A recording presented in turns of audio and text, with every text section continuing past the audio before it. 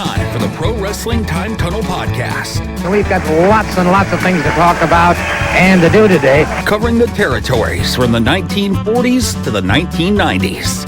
It's the best thing going today. Interviewing wrestlers, referees, authors, and other media personalities that have made the sport of professional wrestling great. The cream, yeah. The cream of the crop. And now, here's your host, Tony Richards.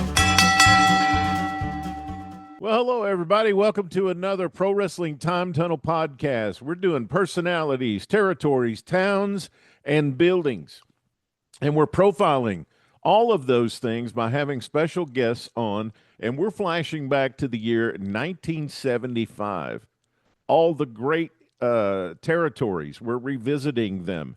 We're talking about the booking offices that control them. We're talking about historic towns where the history of pro wrestling is so deep, and the legendary buildings where the fans came out and saw their favorite stars, and the great storylines that played out virtually every single week. We're covering all of those dimensions in the sport of pro wrestling history, and I'm so appreciative that you've decided to allocate some time to go on this journey with us through our show. Coming up today, I've got a very special guest that I'm going to tell you about in just a second. But before I do, if you like what we're doing, I'd like for you to think about visiting my Substack and go there at TonyRichards4 at Substack.com. You can subscribe to my daily wrestling history newsletter, The Daily Chronicle, and you'll find birthdays of wrestlers, past and present.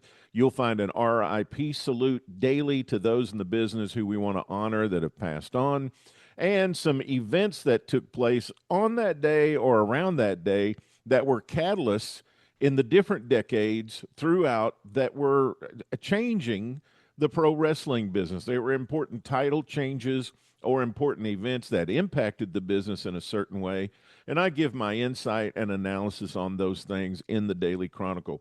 You'll also get an email every time we release a new podcast to our free subscribers. Now, if you're interested in becoming a paid subscriber and investing a little bit of money in what I do here at the Time Tunnel, you can do that for $5 a month or save $10 if you do an annual subscription for just $50. And you'll get some special vault of writings that I am putting together that are only for paid subscribers. This past weekend, we released something to our paid subscribers, and we plan on every weekend releasing some new things that our paid subscribers get exclusively. And a lot of it has to do with my research and the work into pro wrestling history. Now, last week we had some great feedback on, I had a double guest last week. I had Dan here to talk about the life of Ed Don George, Dan Murphy, about his book. We also had Fumi Saito here, who did a great job recapping Japanese wrestling history back to 1953, all the way up to the two companies, All Japan Pro Wrestling and New Japan Pro Wrestling, forming in the early 70s. And we got to 1975 with both those companies halfway through the year. Now, Fumi's going to be coming back later in the year. For those of you who have asked, he'll be coming back later in the year, and we'll do the second half of 1975. And I hope you enjoyed that. A lot of you have been giving me feedback, and you've been retweeting my posts on X and giving good feedback on that. And my heart is so appreciative of all that great feedback, and I just want you to know how much you mean to me, and it's very much appreciated. Okay, today, George Schire is here. You know, when I sat down and made a list of the territories I wanted to talk about and the people that I wanted to contact, the first one that was really easy was when I wrote down the letters AWA, there was only one person that came to mind that I needed to get for being a guest to talk about the history of the AWA and specifically 1975. Today's visit and conversation with George is absolutely fantastic. I think you're really going to enjoy it. George has written a great book also. He also has been very involved in the Cauliflower Alley Club. We're going to talk about some of that stuff today. I just wanted to say that he started out as a wrestling fan in the mid 1950s. He attended his first wrestling card in the old St. Paul Auditorium, featuring a main event of Ivan and Karol Kalmykov against Mitsu Arakawa and Kenji Shibuya. Now, that's going back a little bit, right? And George has retained all this. He does our conversation from what he calls his wrestling room in his home. For those of you watching the video, you're going to see that background at his house. It's just a great, great time and a great conversation. And let's go to that now. We're talking about the American Wrestling Association and our special guest today, George Schire. Here's that conversation now, and I'll be back at the end of the show. Hey again, everybody. Welcome back to another edition of the Pro Wrestling Time Tunnel podcast. I'm Tony Richards, your host, and we're working our way through 1975 around the various territories in professional wrestling. And today I'm so excited because I have the preeminent authority on the American Wrestling Association, the AWA. And we're going to be talking about AWA in 1975, and I'm talking about George Schire. George, welcome to the show, man. It's a pleasure, man. Thank you for reaching out. I always enjoy talking wrestling. You bet. And as a guide to our conversation, as if George would need it, he won't, but we got his excellent book, Minnesota's Golden Age of Wrestling, and from Verne Gagne to the Road Warriors. And this is there we go. This is an excellent book, one of my favorites that is in my library, and just knee deep in information about the AWA, of course, based in Minnesota, but across the entire United States at the time. So, George, let's talk a little bit about, Verne Gagne. I've come to respect him more and more and more as I've grown older in my not just fandom, but also historical work. Growing up, we didn't really grow up with the AWA. Growing up in the South, saw him in the magazines, knew he was notable, but as I've learned more and more about him, and reading Brian Ferguson's excellent book also, by the way, about Verne Gagne, he was a remarkable human being, wasn't he? Well, that's it. Verne was one of those bigger-than-life, charismatic characters. He wasn't a Hulk Hogan in personality that way, but Verne had charisma, and he had that amateur wrestling background, came out of the University of Minnesota. He played some football. He turned down a lucrative football career at the time, but in those days when he started wrestling, you would get $6,000 a year to be a lineman or something on a football team, which I guess back in the late 40s, early 50s could have been big money. But Verne saw the light and said, I'm going to go to pro wrestling. And after he got done with the 48 Olympics, it was really natural for him to make that progression. And the one thing about Verne is that he just had this attitude that professional wrestling should always be presented as real as they wanted you to believe, but it also had to, as far as he could see, have as little gimmick or character as there could be, because he felt he could put forth, real wrestling. Right. And that was so important to him.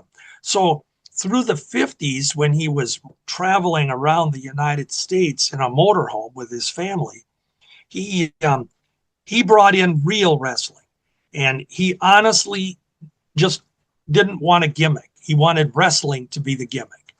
And so, he ended up being one of those, as you would call it, a preeminent wrestler that was up there with the Lou Theszes and the Dick Huttons and the Pat O'Connors, that he was a wrestler first. Yeah. And then if you needed a gimmick, he'd put one on somebody later in his promotion, but he liked wrestling first. And when he would train his wrestlers, he cranked out, man, Greg Gagne and I sat one night and tried to put the list together of all the wrestlers that Verne gave to the business through his training. Yes. And I mean, we're over 150 wrestlers, and about 90% of them all were huge money makers in their careers. So if you come out of Verne Gagne's camp, I mean, it was well respected. And with all the names that came out, I mean, you can, anybody up right on up to Ric Flair, etc. Yeah. Verne emphasized, I'll teach you how to wrestle first, and if you need a gimmick, you go with that later. But Rick always told the story about he wanting to quit, and Verne came over to his apartment and and grabbed him up by the shirt collar and says, "You're not quitting." You know, Yeah. it saved the wrestling business to have a Ric Flair. Well, and one of the things that Verne would do, and a lot of people don't realize this, Verne would take, 10 or 12, 15 guys, get them lined up to come into this old barn out in Chanhassen, Minnesota here, with only a light hanging up in the thing in the ceiling, and it wasn't heated or anything, but he had a ring and a mat in there. And literally, Tony, he would not reveal that wrestling was prearranged or that it was worked. What he did was, for the first lessons in his training, he just literally beat the hell out of the guys. Yeah. And I don't mean that in a negative sense, but he said, you're going to learn the squats, you're going to learn the lifting, you're going to learn this. We're going to teach you how to accept a fall or take a fall and learn all the fundamentals of working a match. And he would never tell the guys that it was prearranged. Yeah. And it's a true thing that there are some wrestlers that after they graduated from his camp and they were ready to have their first pro match, that's when Verne, on that night or that week before the match, he would tell them, now so-and-so is going to go over you, and here's what's going to happen at the end. Yeah. You guys are going to work the match in between. And one of the guys that would have told you that was Alan Rogowski, Rock Rogowski, who later became world-renowned Ole Anderson. Yes.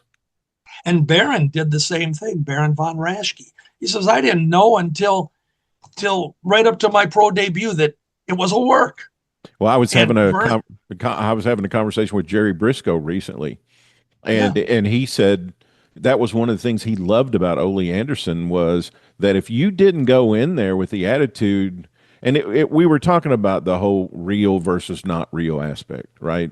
But Jerry said Ole Anderson was real. Like if you went into a match with him and you weren't real, if you didn't go after it and work hard and try to have a competitive match, he'd just be done with you in just a few minutes. He'd eat you up. Well, and Verne's attitude when he got into the training and the promoting in the 1960, and then about every couple of years after that, he would train a guy or two or three and bring them in. He wanted them to know how to totally defend themselves in a shoot, in a match. If somebody wanted to get cute, that was important for Verne, because he said, I always want you to know that you're making this real. And, he was very, and a lot of promoters said this too, but Verne said that if you go outside the ring and you get yourself into a fight, you better damn well win. Yes.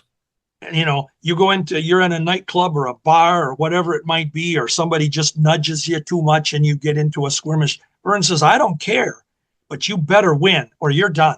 Yes.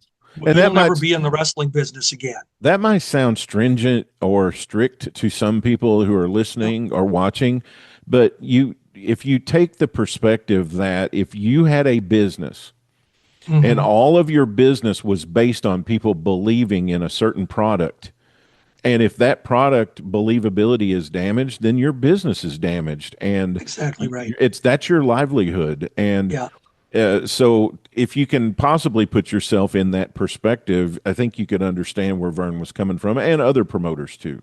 Oh, and I totally agree with it. I mean, the whole credibility of the business would have been ruined if you got into some skirmish on a Saturday night with some drunk who got the best of you. And, that was the whole thing.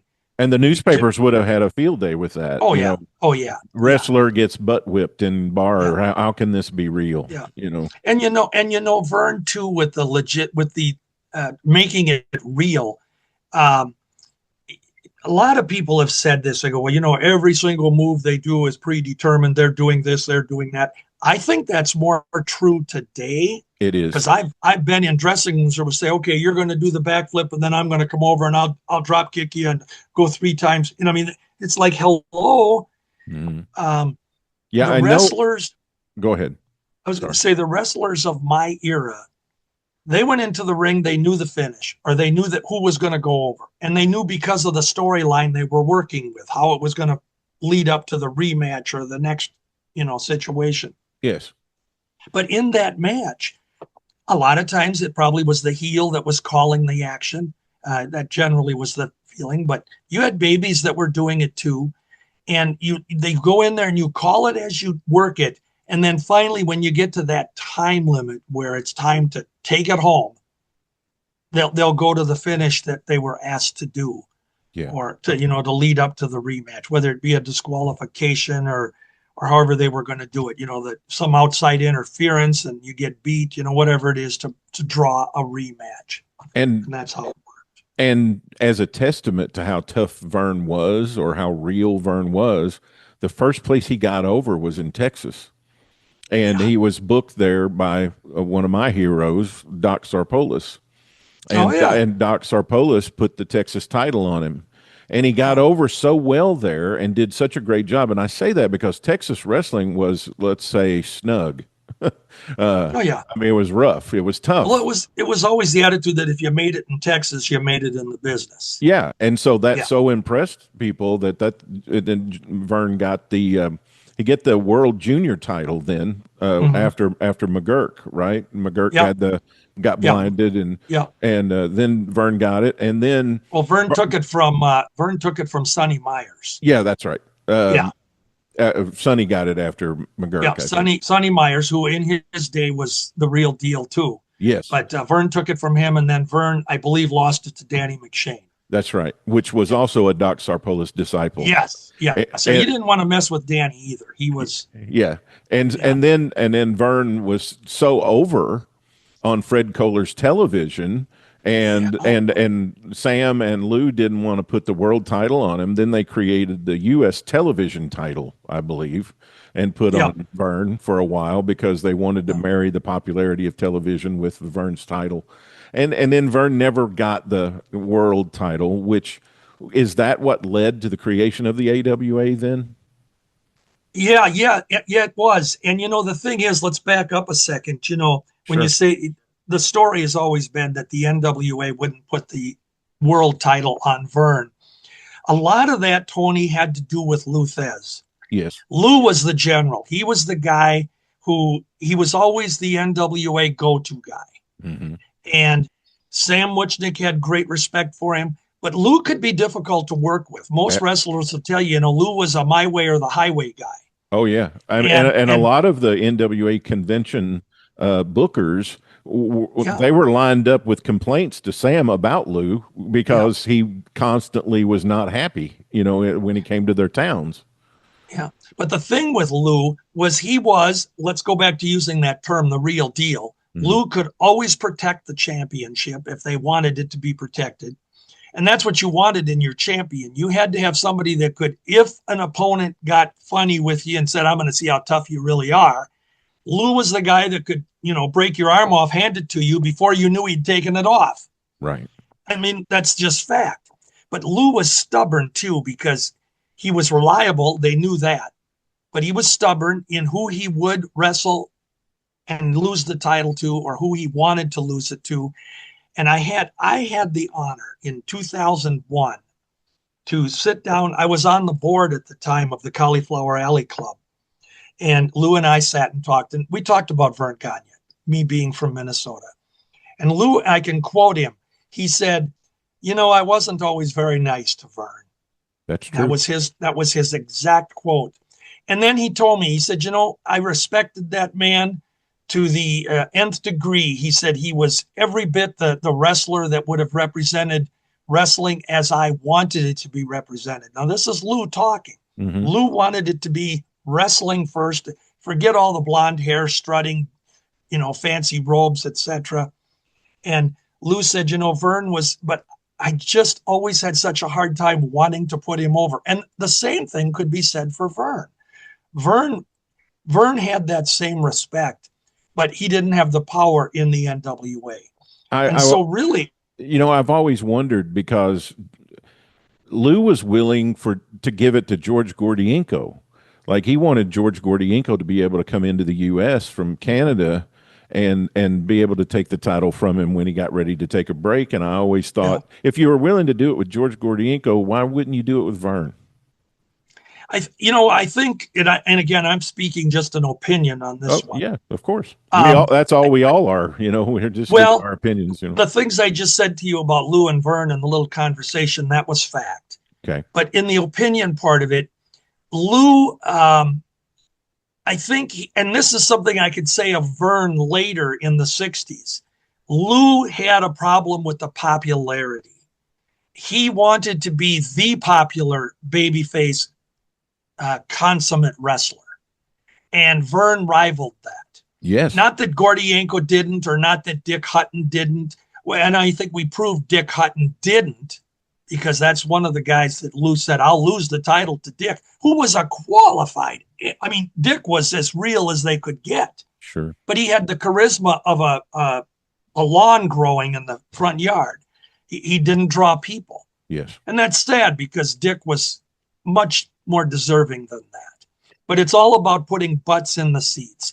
And so really what happened, Tony, is when we move forward through the 50s, Verne being a Minneapolis product, he had the opportunity. Wally Carbo, our promoter here in Minnesota, or in the AWA, Tony Stecker, the original promoter, had passed away in 54, and his son Dennis took over the promotion as promoter, or, AWA. Well, it wasn't AWA then, it was NWA territory. Yes. But Wally Carbo worked with him. And when we got to the end of the 50s, the Steckers, Tony or Dennis especially, wanted to get out of wrestling, sell the promotion. And this opened the door for Verne. And then they had this Justice Department thing that had been going on with the, monopoly, NWA having a monopoly, which I find ironic today, since the WWE has a monopoly. Yes. But backing up, that was a 55 and 56. Yeah, but it had been fresh enough where there was, the breaking of the NWA a little bit. Yeah. And so Verne and Wally got together. They pooled their money.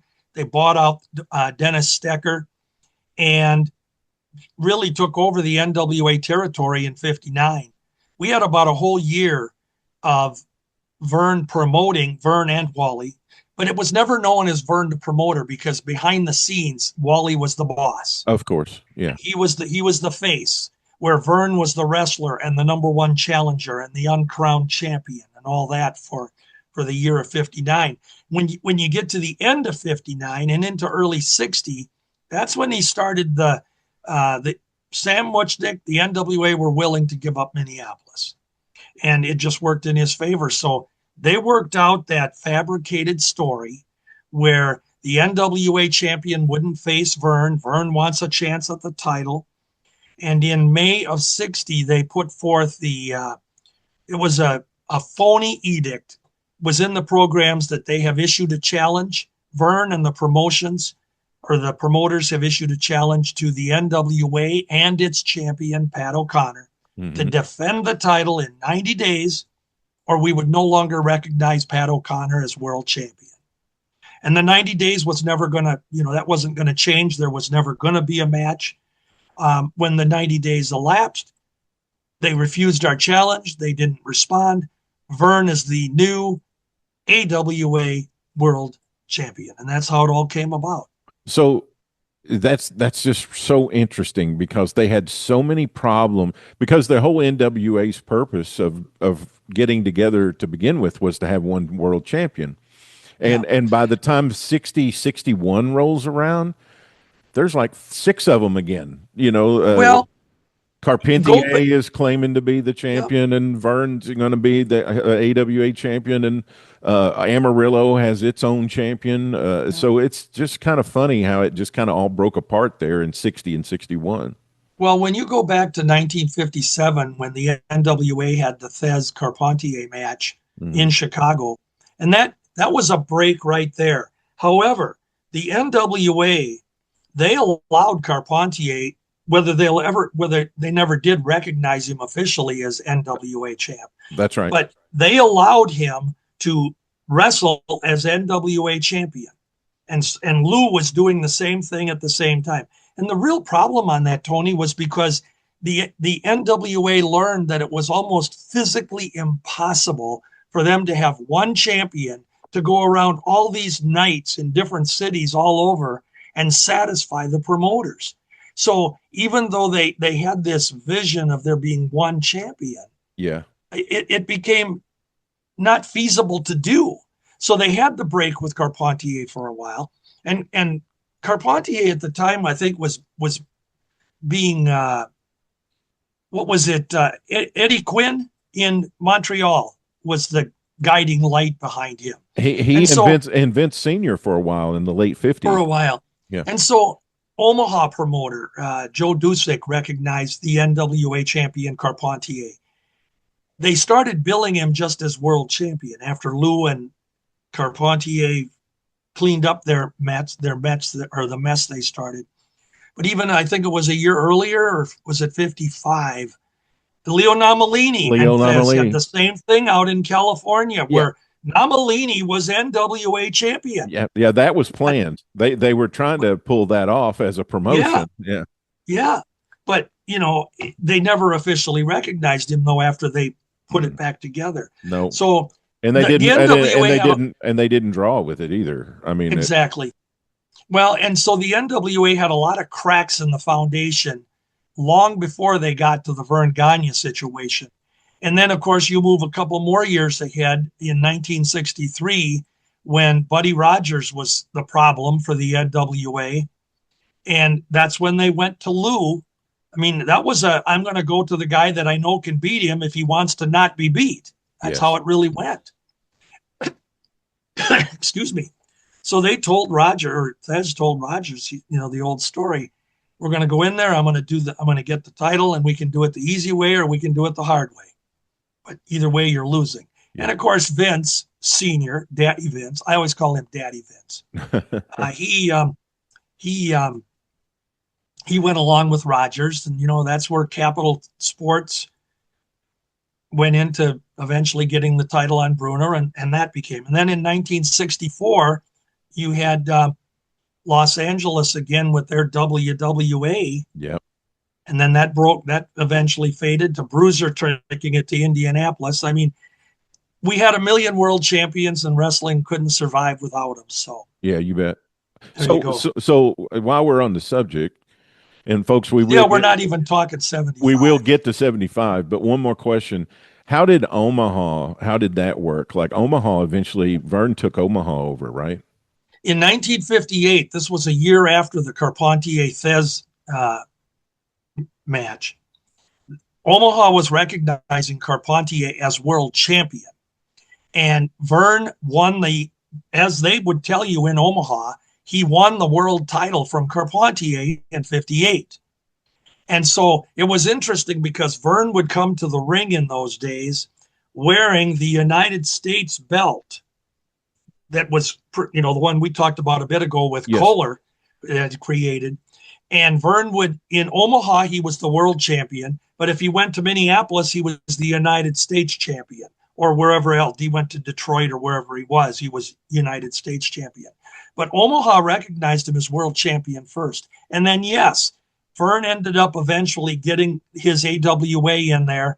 And for the early part of the 60s, Joe Dusick kind of played some games. He had these 1 week champions where he'd put somebody over, give them the title to build up a rematch, and it was a lot of mix up there. But so we actually had 2 AWA champions sometimes in the early 60s. But Minneapolis, which I always refer to, and I say Minneapolis was the headquarters, that was the AWA. So if I say Minneapolis, it's AWA. Yeah, that's where the booking office was located. Right. And then they eventually, in 63, after Fritz von Erich had the AWA title in Omaha, Minneapolis had recognized it, had a rematch in Amarillo, and Fritz was no longer champ. Verne was champ, and that's when they were allegedly unified from there on. I got you. So I think it was August, without looking, I think it was August of 63, and then we had 1 AWA champion.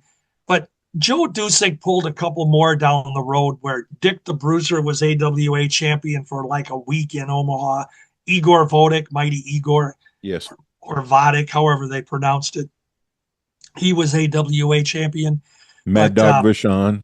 Well, Mad Dog he was champion there, but he got all over the AWA. He was champ. Yeah. So that's how that kind of worked out. So moving up into 75, backing up just a little into 74. So Superstar Graham is a heel but he's aligned with the Germans, right? And they have a split. So what caused the turn for Superstar? Well, it's funny you brought that up because that was the thing I thought of when you told me you were going to do 75. I was going to tell you we got to back up into the very last 3 months of 74 Yes, because that really started to tell the storylines that were going to be for the next 6, 7, 8 months. you bet. Um, it was in St. Paul, and I was there because it's my hometown. It was Baron and Horst Hoffman, who were a well-established German heel team at the time, very, very over. As you know, they were still able to pull off that ethnic evil German thing, which today in our PC world we'd probably not be able to do that anymore. Exactly. And rightfully so. I mean, it was wrong then, but it made money. That was the whole part of it. So they were the Germans, and they ended up teaming with Superstar Graham, who was our hottest at the time heel singles wrestler. And they were in a match, and it ended up in St. Paul where they turned them. The two Germans, they turned on Superstar. Mm-hmm. And of course, they lost the match. Superstar wanted revenge. And they were, that leads up to he's going to be the babyface against the two Germans. Correct. They had some singles matches. And then it really, in 75, it really got nice because Superstar had pulled a surprise and said, I've got a partner. And he brought in Dusty Rhodes. Yes. Now, Dusty had been away from here for a couple of years, about maybe a year and a half. But when he was here, he was a heel. Yeah. Was he with Murdoch when he was there before? He was with Murdoch, and he had teamed with Larry Pretty Boy Hennig before that. He was always Dirty Dusty Rhodes. That's the way they introduced him. So he had left when he and Murdoch left. He had left as a heel. And so when he came back, he was now going to be a babyface with Superstar. And they called it the Dream Team because you had the Superstar and the American Dream. And Dusty, I think Verne actually turned him babyface before it happened in Florida that Eddie Graham did, or it was right after Eddie Graham did it when Dusty turned baby down in Florida. Yes. I think it was the Pac Song thing that turned to Gary Hart, and Pac Song turned against Dusty. Dusty was in Gary's stable. Yes. Had a tag team. They had a tag team match against Eddie and Mike Graham. Sure. And Dusty turned on Pac Song and Gary Hart, and I forget how they messed Dusty over in the match or something, and Dusty decided that was enough, and he got so hot in Florida that after about 6 months, Eddie had to send him out of the territory because he was just too hot. He got over big. So that's that part of it. Dusty's coming off this huge babyface run for 6 months in Florida, and he needs to go somewhere else for a while. Well, he was here with Superstar, and they teamed for a while. They had some, they go around the circuit then. Yeah, yes. They had some tag matches against the Germans, and they had singles matches against them. What had happened, though, is as that was unfolding, Graham left.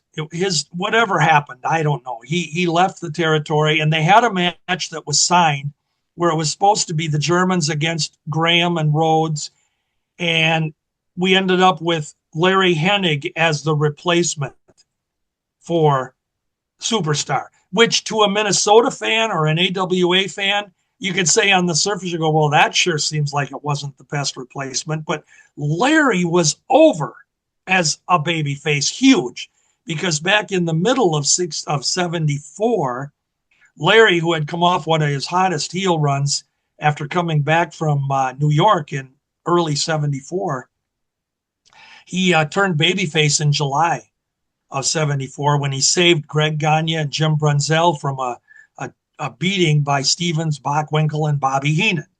And then immediately Larry was the number one babyface. So teaming him with Rhodes, that just was a natural. And they'd been a team before. Yeah. If a fan had followed for 2 or 3 years, they said, wow, they were here in 72 together and teaming. So it worked out good. The other thing too, I noticed in some of the matches in I think it was early '75, is that Superstar and Dusty had another partner that came in for 6-man matches, Andre the Giant. Yep. And they brought Yep. Andre in, and then the Germans brought in Boris Brezhnev for their. That's the next thing. It was actually Bobby Heenan that had laid claim to bringing in Boris Brezhnev, which a lot of fans didn't know at the time was actually Nikolai Volkov from, or the Mongol, one of the Mongols from WWF at the time. But he was big Boris Brezhnev here, and Bobby was his manager. So it was natural that he aligned with the Germans. And you're right. That was one of Andre's usual visits, that Verne was allowed to have him for 6 weeks around the circuit. And so, yeah, he was with Here I Superstar am. and Dusty. Here I am 50 years later, George, and I see this match, these series of matches. I'm like, oh my Lord, like I wish I would have been there. Like, oh, look at this. Andre's coming in for a 6-man. And Well, two, the other thing I think, and I want you to talk about this, and I'm always talking, I'm trying to get fans, especially younger fans, to suspend what they've seen in the video era. Because if you saw Baron von Raschke in the video era in the 80s, we're talking about 10 years prior. He's got a lot more mobility, and he's a lot. Well, do you describe him? How would you describe Baron in '75? Well, and the thing is, in '75, Baron had been in the business for about 10 years, because he came out of the Verne Gagne camp as plain old Jim Raschke from Nebraska, as he called it. And Verne trained him. Boring as watching paint dry as a babyface, Jim Raschke. I swear to you, he'd come out on an interview and so low key and talk so soft. Marty O'Neill, let me tell you what I'm going to do to my opponent, and I'm going to do this. Oh my God. And when he came back as this hated German, most fans didn't know it was the same guy. I mean, they didn't tell you. If you did know, they would not admit it. Yeah. So yeah, he was extremely mobile, very quick, active in the ring, could take all the bumps. And you move forward another 10 years when we had him come back, and he was a babyface at that time. He was nearing the end of his career. He'd been in the business 20 years and very much slower. But, it was the name value, Tony. Yeah. He was still Baron von Raschke. And in 1984, 83, 84, when we had Baron von Raschke and Mad Dog Vachon teaming again, because they had teamed here in 1976 in the AWA as a heel team. And both of them were at the top of their game at that time. Right. But yeah, they were nearing their 50s or in their 50s. And if that's all you saw of him, you would think, yes, this guy's old and slow. But yeah, you don't get to see what was 10 years before that and 5 years before that. Well, and Tony, still, even fans that had seen him 10 years earlier, they still remember Baron von Raschke. Of course. And if they hadn't seen him by the 80s, we're more into the like you say, the video era. The VCRs were playing, the wrestling was being shown all over the country. You had a chance to see these guys. You had the 900 magazines on the newsstand at that time. Yeah. I mean, I couldn't believe it.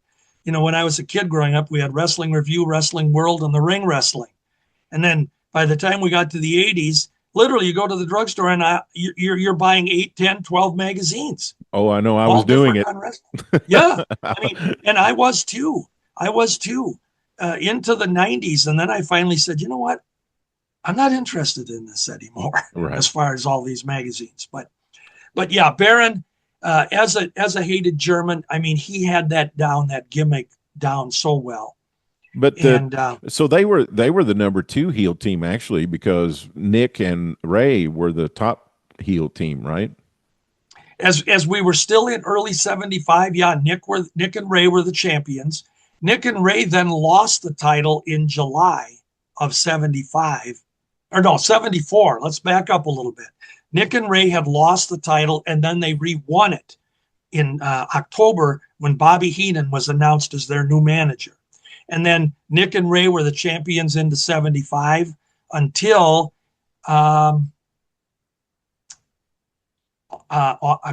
August of 75.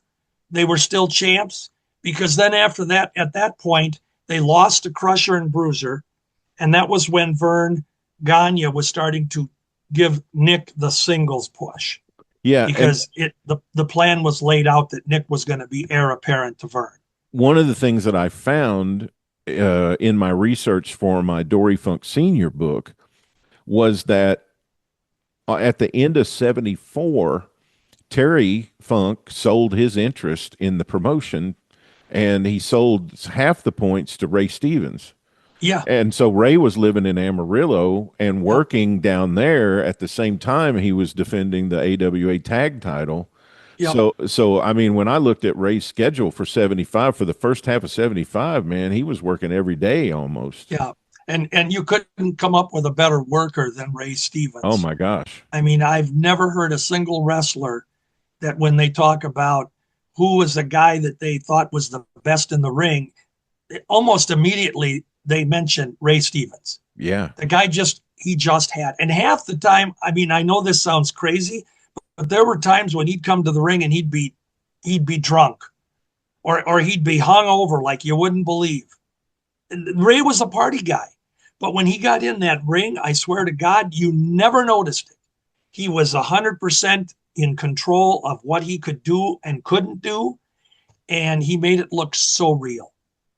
So where do you put Nick Bockwinkel and Ray Stevens in the tag team of the AWA overall? Where do you put them?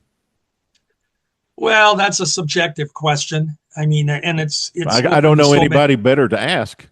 Well, I can tell you, I think honestly, what you have to do when you look at the AWA tag team title, I think you for sure have to give credit to Larry Hennig and Harley Race. Yes. Because they dominated for 5 years almost. And I mean, they were box office. Oh my God, they were box office. And I have a fan question to ask you about them too, by the way. And then hang on to it. Okay. And then I think you definitely have to put Nick and Ray in that top category as being, because between 1972 and 1975, for 3 solid years, even though they dropped it a little bit here and there, but they got it back right away. They were box office. And it's interesting because when you had Hennig, and I would say those were the along with the Vachons, who I wasn't as crazy about the Vachons as a team because I loved Mad Dog so much as a single. Butcher was more, he was the bigger of the two, but it was Mad Dog that was the reason you watched him.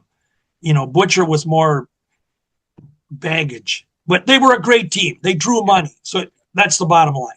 I mean, they were champs for 50. They were champs for. Go ahead, George. Sorry. No, go ahead. I was just going to say Mad Dog was in the Olympics in 56 and 60, right? Yes. The Summer Olympics. He was No, not 56. 50, yeah, 56 and you're right. And 60. 56 and 60, yeah. Yeah. And so he was in the he was in the 48 Olympics. You got a Mad Dog you're talking about. Mad Dog was in the 48 Olympics with Verne. Oh, I got you. Okay. Yeah, Mad Dog represented Montreal, or Maurice Vachon. He wasn't Mad Dog. Yes. He didn't get to be Mad Dog until about 1963 in Portland, Oregon. Where I was going with that was he could wrestle. Exactly. And Verne knew of Mad Dog or Maurice Vachon, for the early part of the 60s. And when he was in Portland, the Portland or Pacific Northwest Territory, that was when Don Owen described a match one night that I don't know what's going on with Maurice Vachon in the ring, but he's clawing and biting like a mad dog. Well, that stuck. Wow. And he was Mad Dog Vachon. I didn't know that. That's where he got the name. Yeah, that's exactly almost. I mean, I'm paraphrasing what Don Owen said. Sure. But it was during a match where Maurice was being a little more aggressive in his matches. And in one particular match, Don Owen said, and this was in an interview, I can't remember who did the interview with Don Owen, but he said, I didn't plan that, but I worded it that Maurice, I don't know what's come over Maurice Vachon. He's clawing and biting like a mad dog in there. Isn't that great? And it, yeah. So That's Verne great. brought Mad Dog into the AWA in 1964.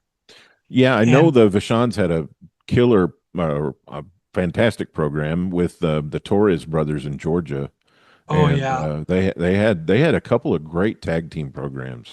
yeah, and a lot of that too was with the Vachon's third brother, Stan, Yes, who was actually Eric Pomeroy, who was Stan Pulaski, who was a million other names too. Just a great worker, but he was their third. He was their third brother. So what's Verne's thought about Bruiser and Crusher taking the titles in the fall? Well, the deal with Verne. First of all, we should point out that Crusher and Bruiser had teamed together 4 times before they ever hit the AWA in 1963 to team up together. And that was back in 1959 and 60. I think one of them was in Boston. There was one in Detroit. There might have been 2 in Boston. But it was Crusher and Bruiser as a team. They were heels, and they just happened to team together. There was no relationship touted for them or anything.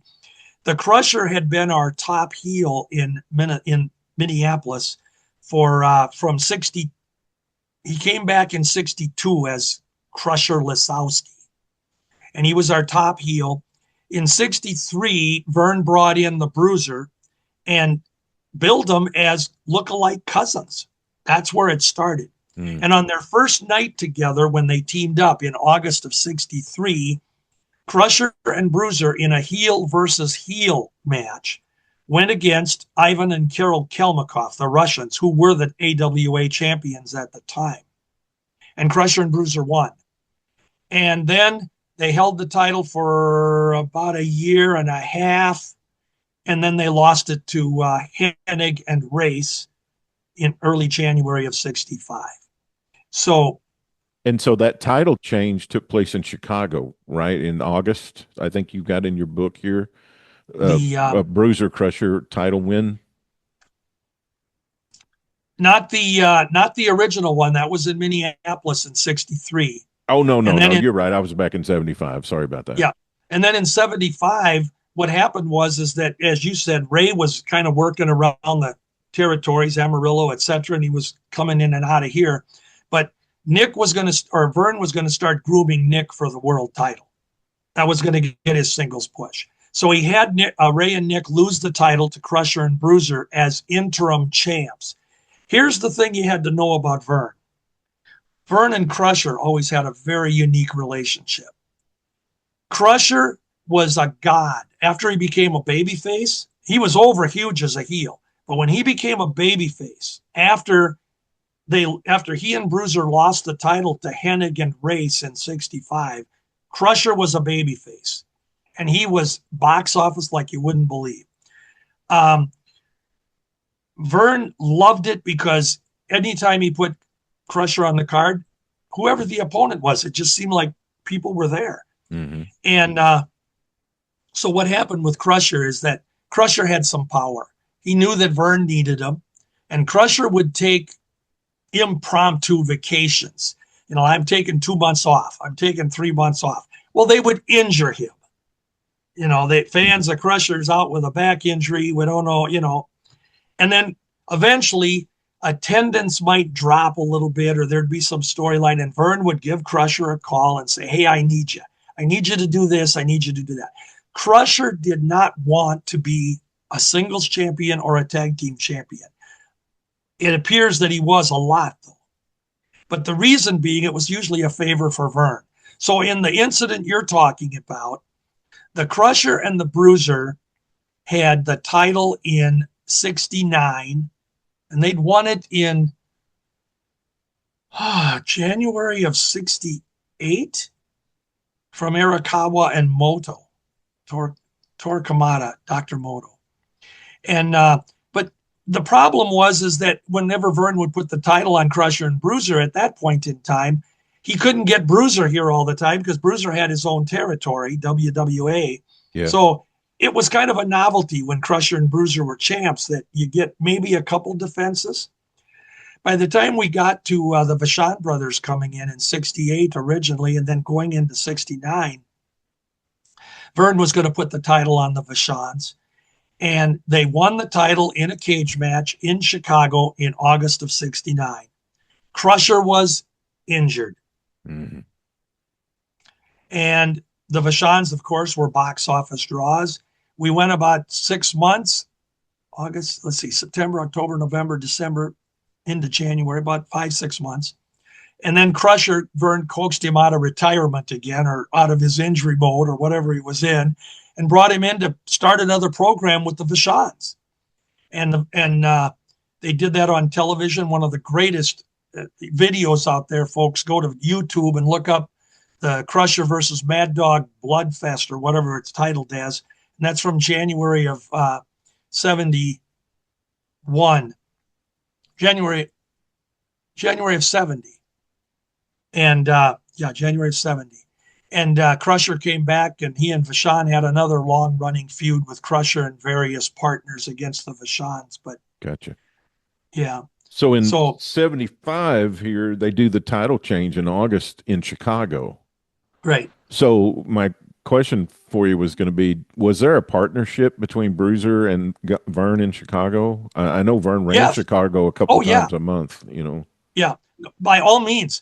In Chicago in 67, 66, when Verne took over Chicago, Bruiser was his partner.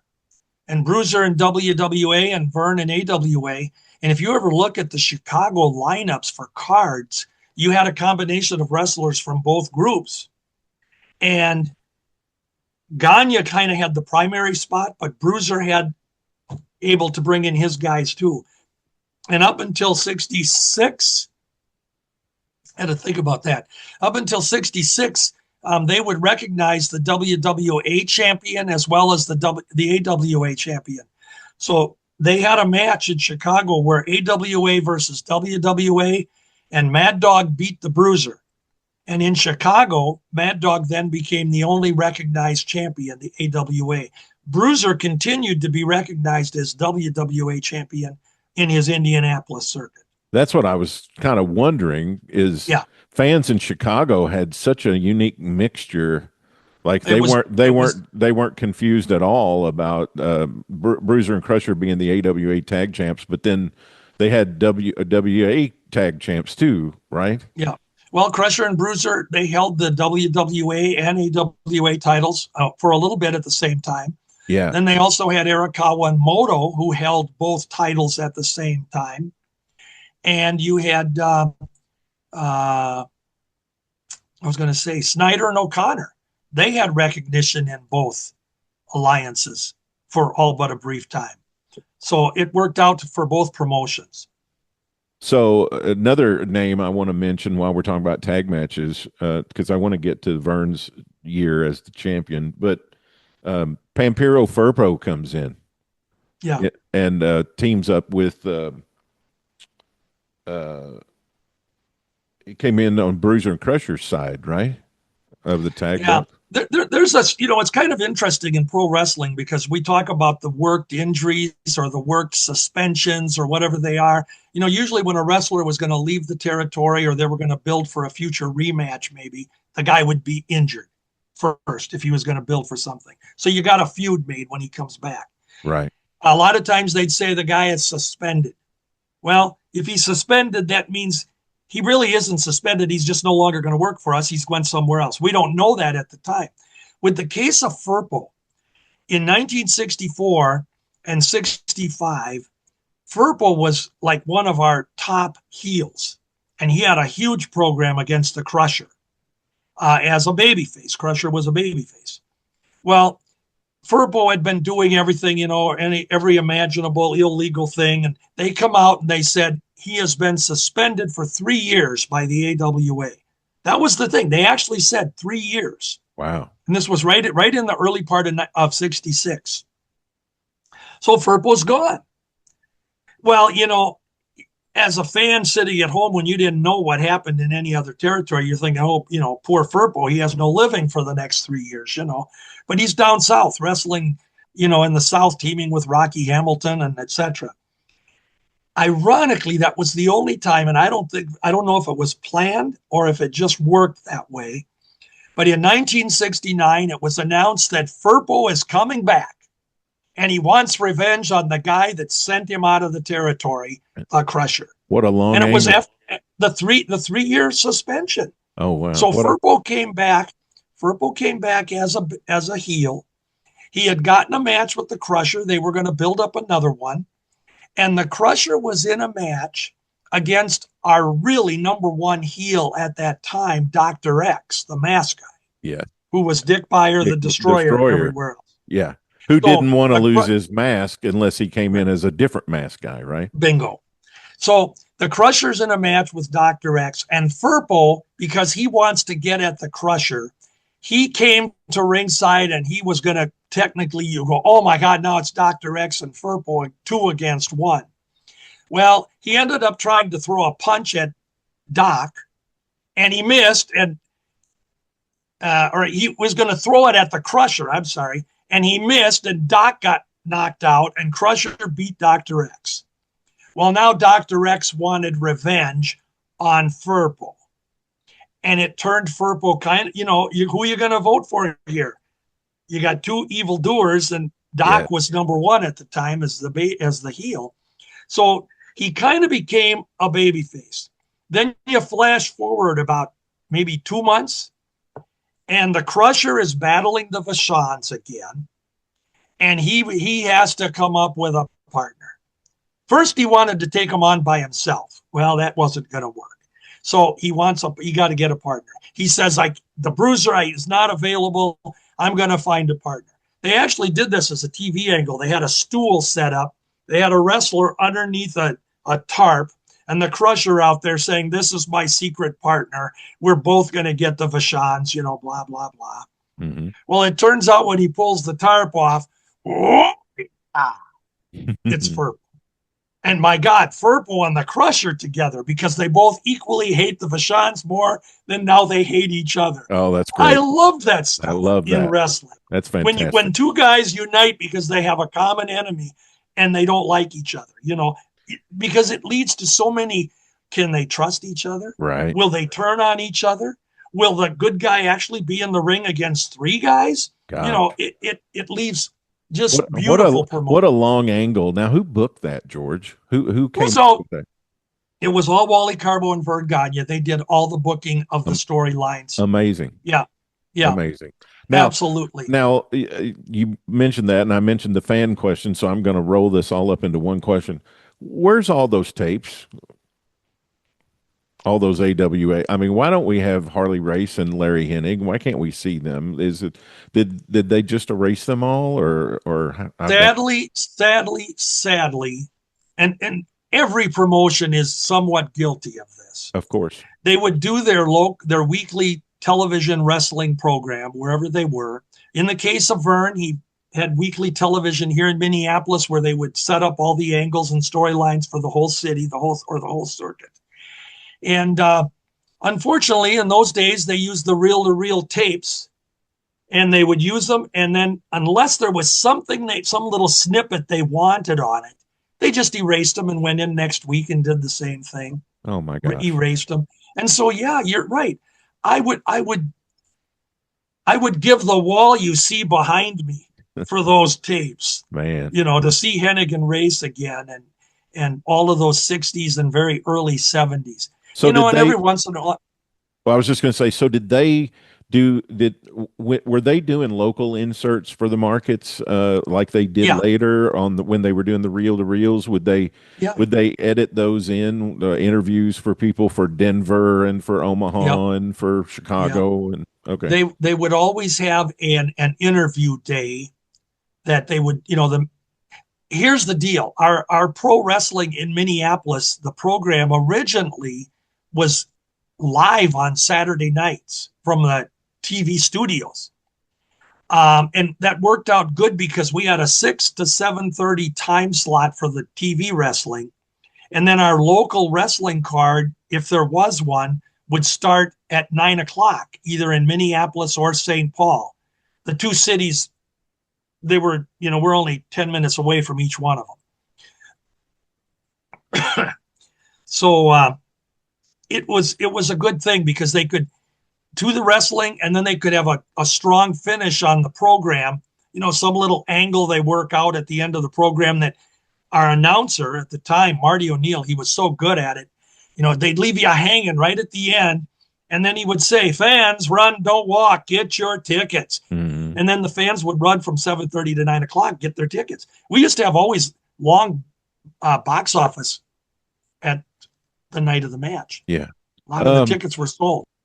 So to answer your question, though, yes. The interviews, they would do interviews for each of, all they knew was the town they were going to be in, the date of the match, and who their opponent was. And they would come in and they would do interviews and then send that particular package out to whatever city they were in.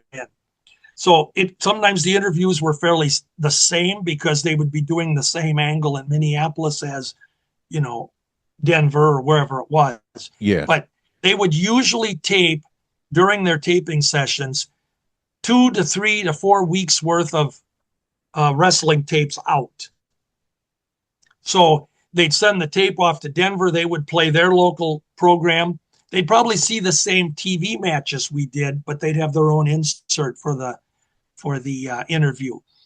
And I'm going to say this because this is really jumping the shark a little bit here, but the reason I point out that taping ahead 2 or 3 or 4 weeks, and towards the 80s, the Gagnes were taping up to 4 weeks out of TV interviews announcing upcoming cards.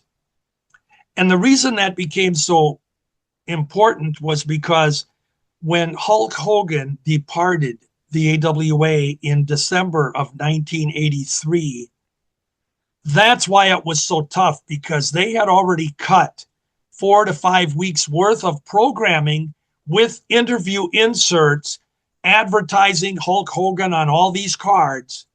And then Hulk says, I'm not going to be there.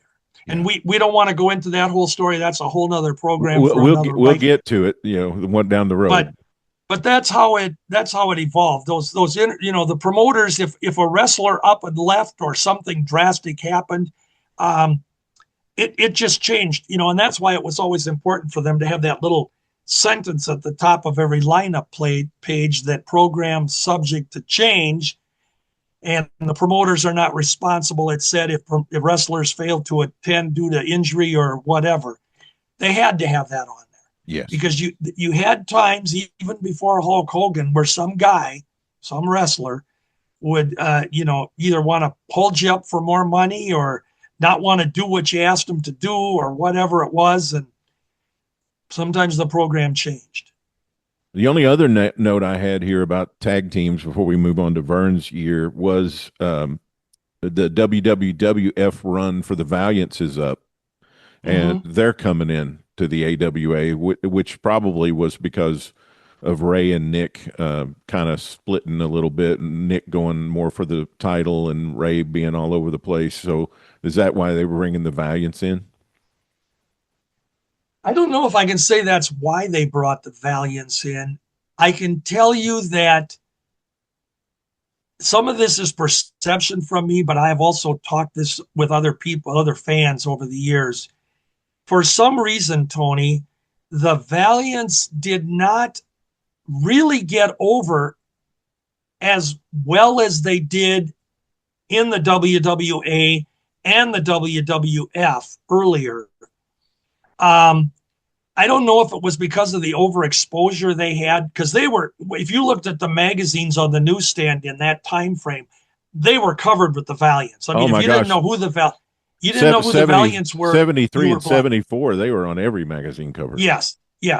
But in the AWA, it's funny because people say, well, if you looked at our tag team roster between, let's say, 70, well, if you start with the Germans in 74, but if you looked at our tag team roster, Minneapolis, and again, this is AWA, we had some of the most outstanding tag teams. But because Verne was drawing well with Bockwinkel and Stevens originally, and then if Crusher and Bruiser did have a brief run, he could draw with them.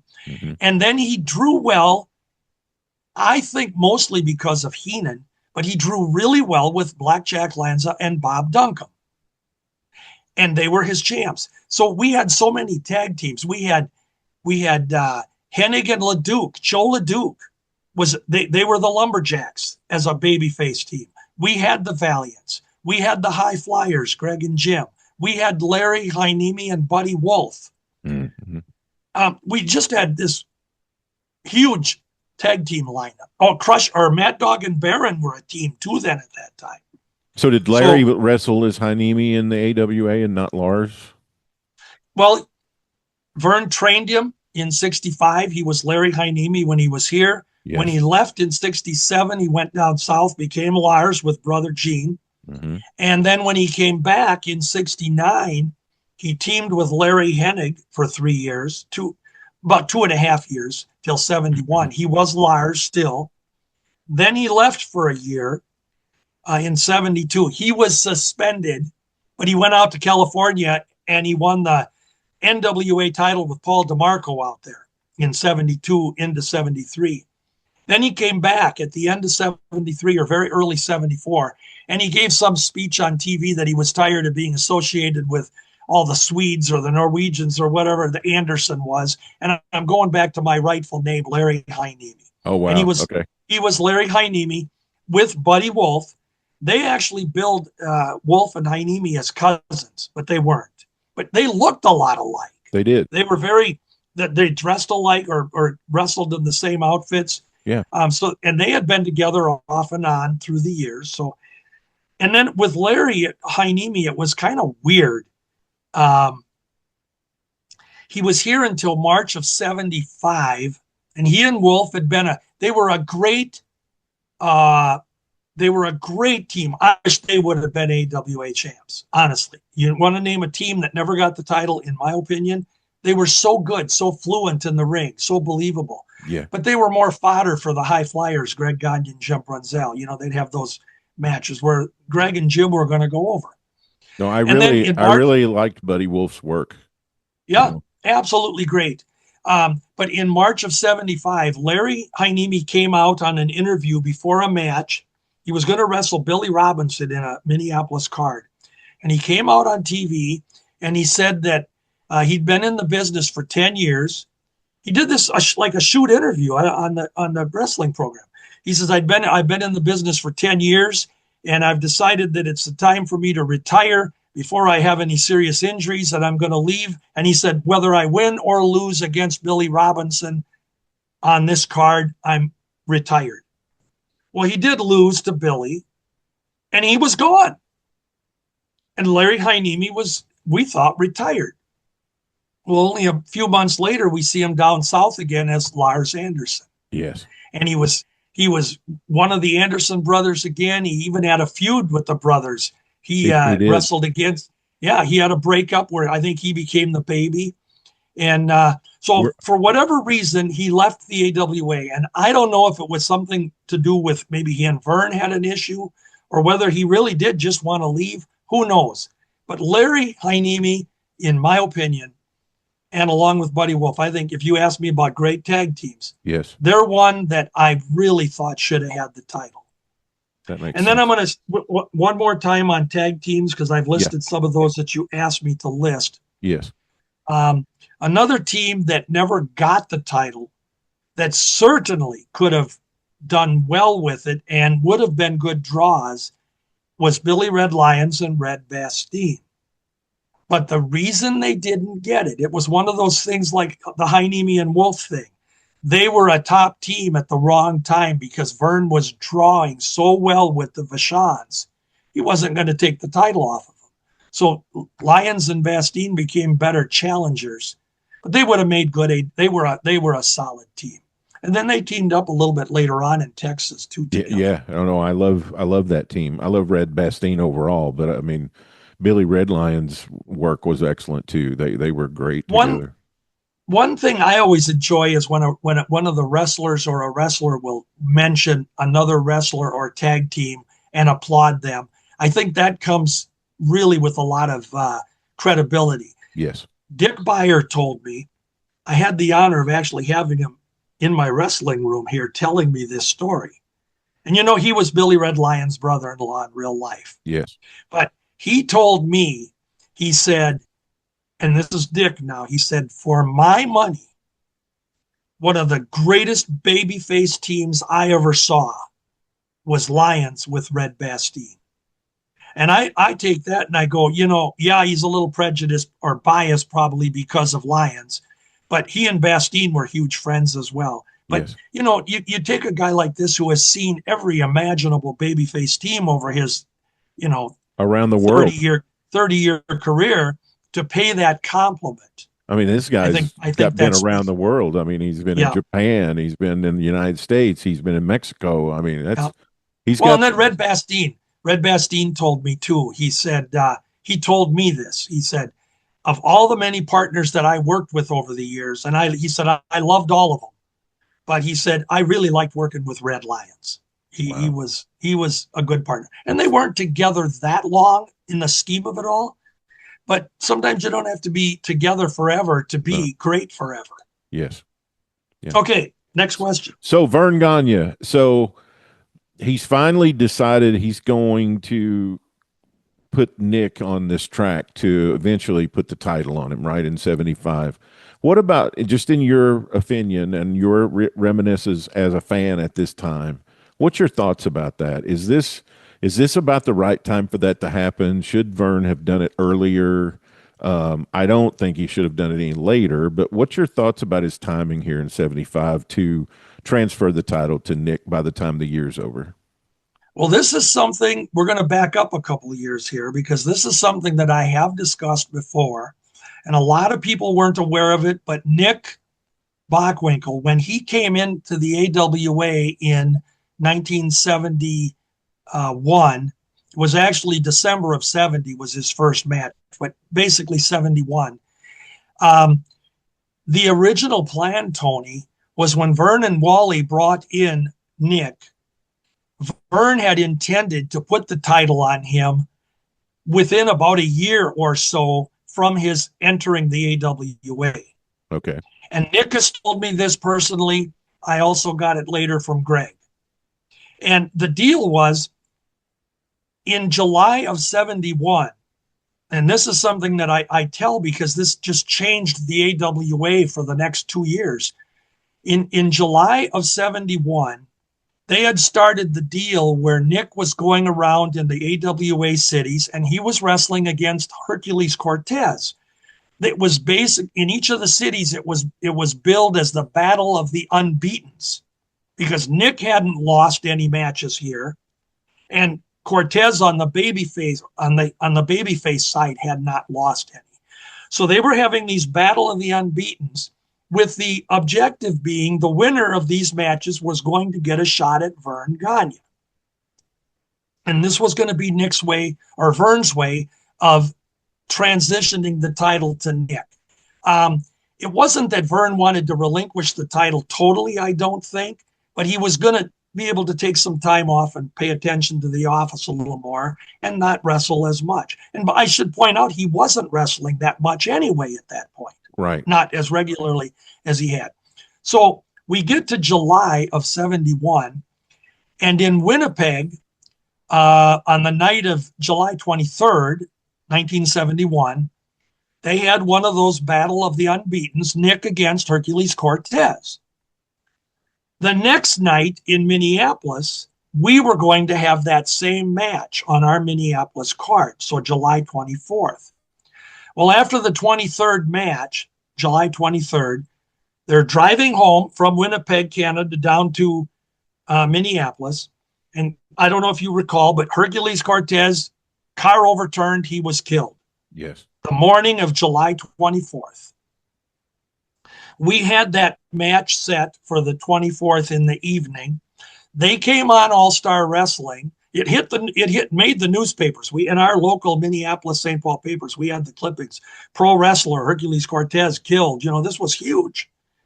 And but on the All-Star Wrestling, which was live, as I told you, sometimes right before the program, it was a live TV program.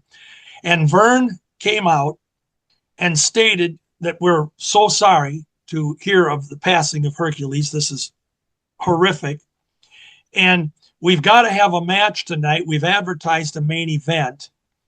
And he said, I am not prepared to wrestle Nick Bockwinkel for a championship match, but I'm going to step in and I'll take Hercules' place. So it would be a non-title match. The idea was Verne was going to put him over in a non-title match. Well, on that night also happened to be the debut in the AWA of Ray Stevens. And whether this was planned or not, I don't know. But I should also point out that Andre the Giant, who you mentioned earlier, made his pro AWA debut on that same card in a preliminary. Okay. Okay. He teamed up he was a surprise partner for Bull Belinsky against Larry Hennig and Lars Anderson on a tag team match. So you can see this is a loaded card. Yes. Stevens was supposed to wrestle on that debut night Red Bastien, one of his old buddies over the years. So during the Verne Gagne, and Bastien was unable to appear because he did injure his leg in that auto accident in the morning that he was in the car with Hercules.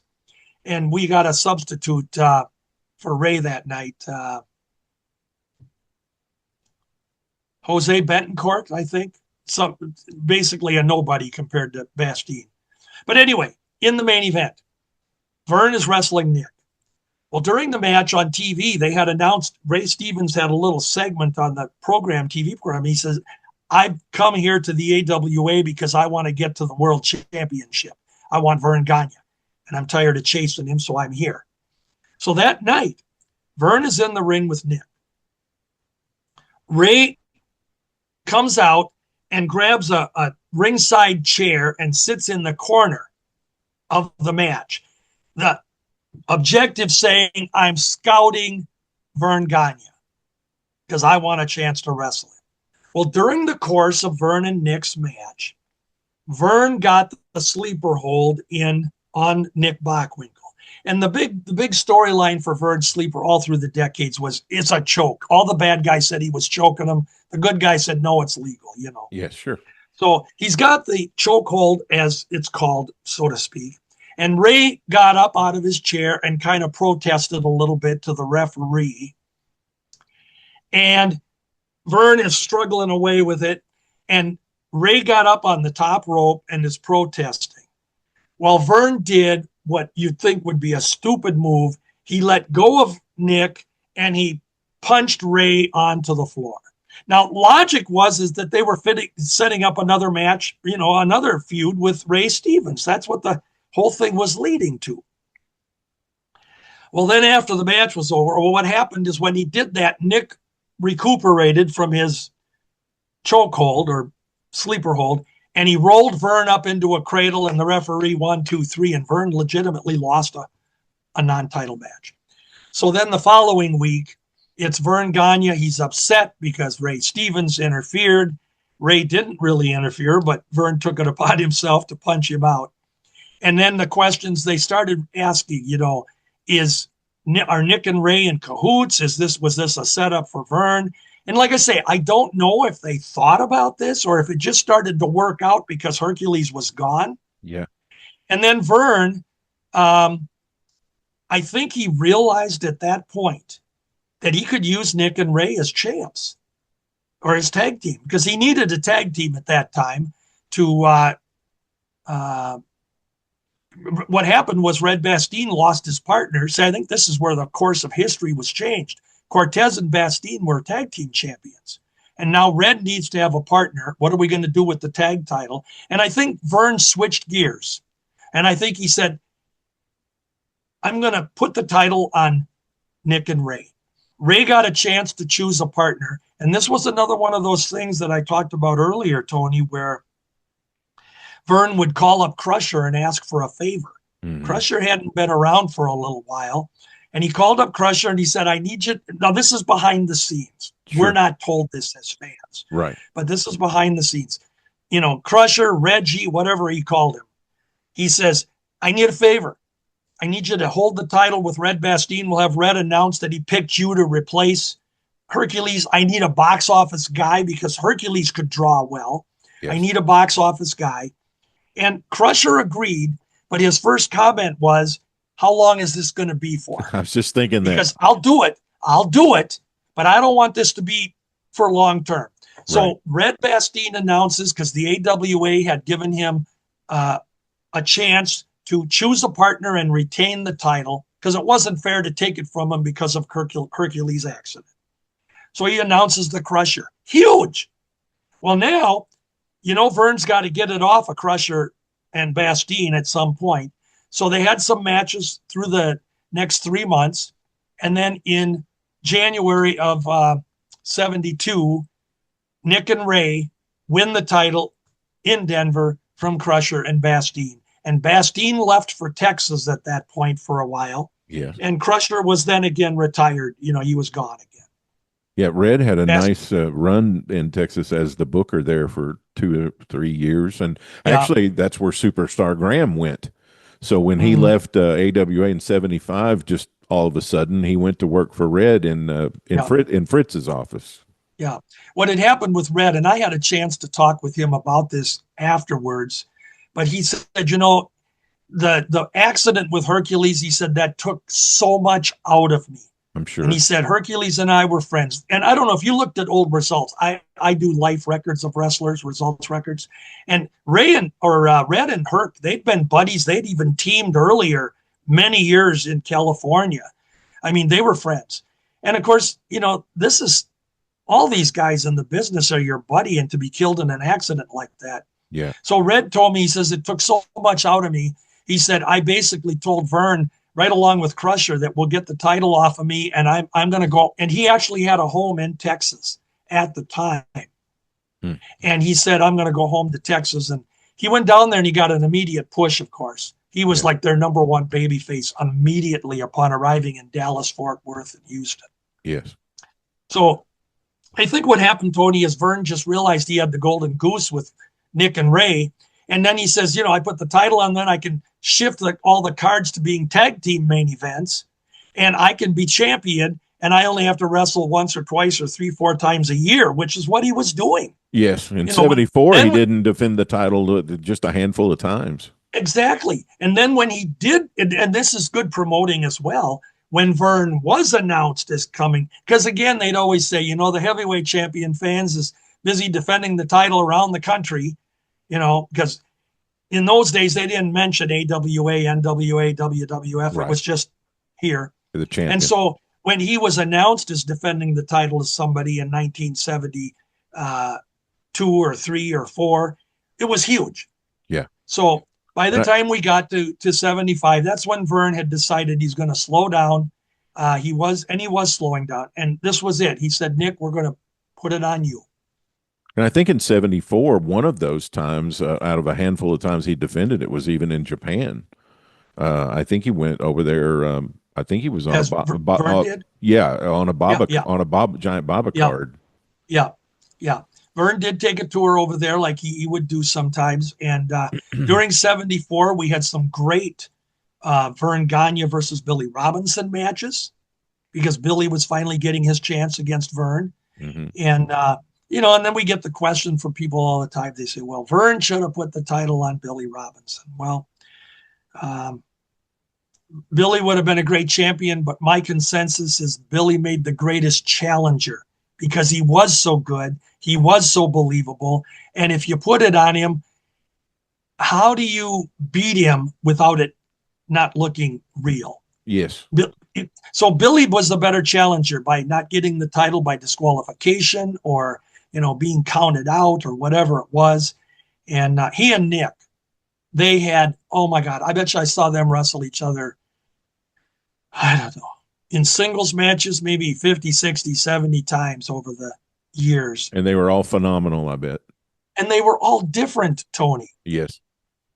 I can tell you for a fact that there was no formula match between Nick and Billy.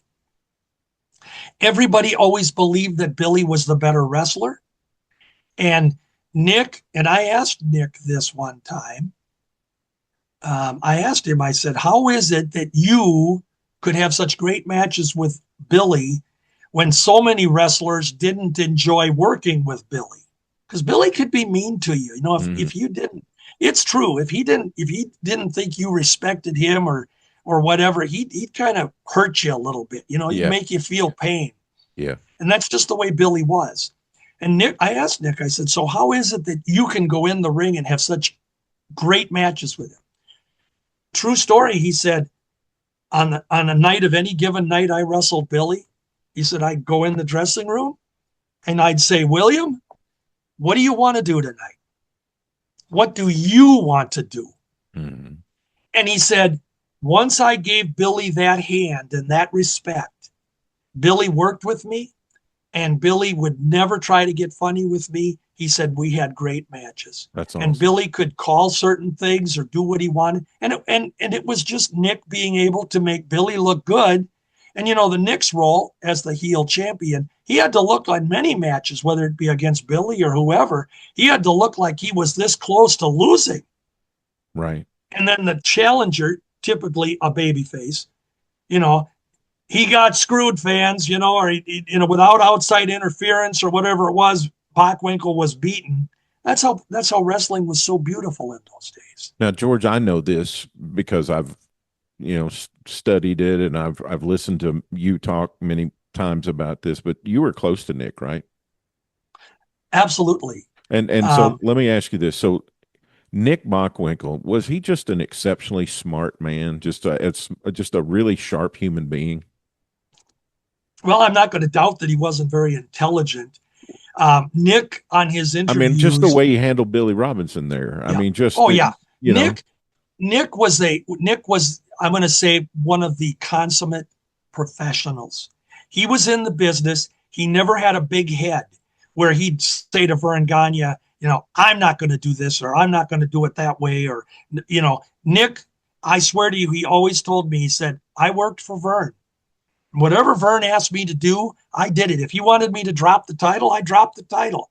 It's his company. It's his belt. And Verne understood that. That's why they got along so good. And Verne, you know, going back to Robinson, and I never heard this personally from Verne, but I've heard it from Greg Gagne.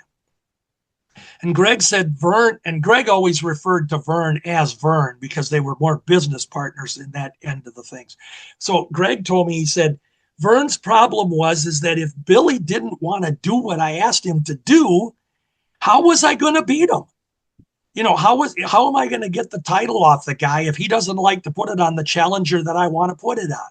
Right. And so Billy was his own worst enemy because he probably could have been champion if he would have been more cooperative. But Billy, he didn't like putting everybody over. He didn't mind putting Nick over because of the mutual respect. Yeah. Billy didn't mind putting Ray Stevens over. Again, there was a respect there. But Ray never wanted the title, really. I mean, that would keep him to one territory. He didn't want that. Right. Now, let me ask you this. So for people who may not know, Nick's father was in the business. So Nick was a second generation. His father's name was Warren. Right. And how much of that respect in the business, the way Nick carried him, did that have anything to do with it? The fact that he was raised in the business, that he had such respect and carried himself as that professional? What helped Nick Bockwinkel was certainly the fact that his dad was an accomplished wrestler in his day. And we're going back to the 40s now. And excuse me, maybe the very early 50s, because Nick and Warren actually had some father-son tag matches before Warren retired, and before right around 54, etc. But it had a lot to do with it because Warren was well respected. Warren was great friends with Lou Thez. Lou Thez and Wilbur Snyder were great friends with Warren. And it really turned out where Thez had a lot, you know, or Bockwinkel had a lot, I'm talking Nick now. he had a lot of respect from Lou. Yeah. So, yeah, he had that respect in the business. But Nick was always one of those guys where I said he went into a territory and he basically did whatever was asked of him, whatever role he was played, and you didn't have to worry about him. He could give you a star performance and do whatever he wanted. And one of my favorite stories, and I've told this, but I'm going to share it with you Sure, to thank kind you. of emphasize about how Nick was. Mm-hmm. Nick called me on the phone one night, and he said, "Did I ever wrestle in Buffalo, New York?" I said, "Yeah, you were there in 1960. I was. I said, "Yeah." I said, "However, you weren't Nick Bockwinkel there." Hmm. And Nick goes, "Well, who the hell was I?" I said, "Well, Nick, you went in there and you were wrestling. You wrestled as Roy Diamond." "Oh, yeah, I remember this." And he says, "Yeah, and it was for that Martinez." And the promoter was Pedro Martinez. Pedro, yeah. Mm-hmm. Pedro. Now, I don't know at the time if Martinez had some issues where some of the wrestlers had, like something against him. But the rumor is that he didn't pay you what he told you he was going to pay you or whatever. And so Nick says to me, and Nick was only in Buffalo for 4 matches as Roy Diamond. Okay. I have the programs. I said, "Well, Nick, what the deal was is you went in there and he asked you about Pedro wanted him to be Roy Diamond." And Nick says, "Yeah." He comes to me and he says, "I don't want Nicky Bockwinkel," because he had been young Nicky Bockwinkel up to that time. Yeah. A good guy. And he says, so Pedro says, "Is it okay if I call you Roy Diamond?" And Nick, and here's a quote. He said, "I told Pedro, I don't care if you call me asshole as long as you pay me." And so I come back to Nick and I said, "Oh my God, that would have been hilarious. In this corner, fans from St. Louis, asshole." And Nick says, "But I left because he fudged on the pay. He didn't pay me." Yeah. So there's 4 Roy Diamond matches out there. That's one. And that was Nick. Asked later how Roy Diamond came about. It had something to do at the time that, I'm messing this up. I shouldn't even say this. I'm messing this story up. There was a show on TV, David Jansen, who played the fugitive. Uh-huh. Yeah. He had played a character on TV around that Nick time. Diamond. Nick Diamond. No, it wasn't. Was it Nick? I don't think it was Nick. Shoot, I get right on the tick. But it was Diamond. I'm confusing it with Nick Bockwinkel. Yes, I know what you're talking about. And so he put that together with Roy, and it was Roy Diamond, but short-lived. But, your answer about Nick, yeah. I was blessed to be very close to him. A lot of it had to do with originally meeting him because he had a fan club at the time with Mick Karch doing his fan club, Bockwinkel fan club. Mm-hmm. And so I was close to that picture at the time and got to know Nick really well. And through the years, yes, he would call and we would talk. He was always good for a good 45-minute to an hour conversation on the phone. Yeah. And I will say that when you mentioned him, I had a lot of wrestlers that I was friends with. Sure. Sometimes they weren't always one of my favorite wrestlers, but they were such great people. I loved them, You bet. Well, Nick, and he was one of my favorite wrestlers, Nick was. Towards the end of his life, we would exchange Christmas cards and he would call and I'd get a message. This is in the day of the landline phone. I'd come home and there'd be a message and it would be something like, "Georgie, Nicholas Bach here. Just call in to see how the Shires are doing." He'd do that. Mm-hmm. Well, during Christmas season, the one year, I got a call from him on like the 22nd of December. And he called and left a message. And then I called him back and we talked. And then on the 23rd, I got another phone call from him. And it was sort of the Georgie, just calling to see how the Shires are. You know, his Alzheimer's was starting to really take over. Oh yeah. And I was getting concerned about it because some of our conversations would be 45 minutes, but 20 minutes of them was repeating everything we had just said. I understand. Yeah. And then on the 24th of December, which is Christmas Eve, I had another message on the phone. And then Christmas morning of this particular year, we had our family here for Christmas, and my phone rang and I answered it. And he said to me again, I was just calling to see how wished the Shires a Merry Christmas. And I said, Nick, God bless you, man. I said, it's always so good to hear from you, and thank you, and Christmas to you as well. You know, Merry Christmas. And I said, we got our family over right now, so I want to catch you a little later, but thank you so much. And that was really one of the last times I talked with him.